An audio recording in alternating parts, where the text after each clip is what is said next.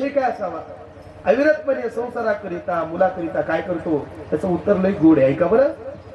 माझ्या डोळ्यातली आसव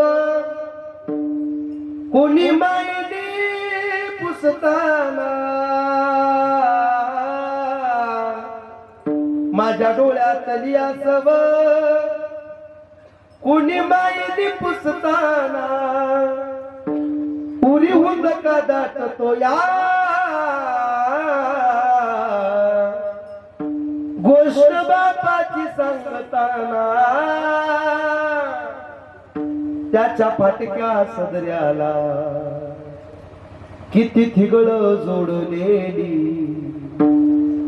उभ्या आयुष्याला तान कशी कातर लावलेली, उभ्या आयुष्याला तान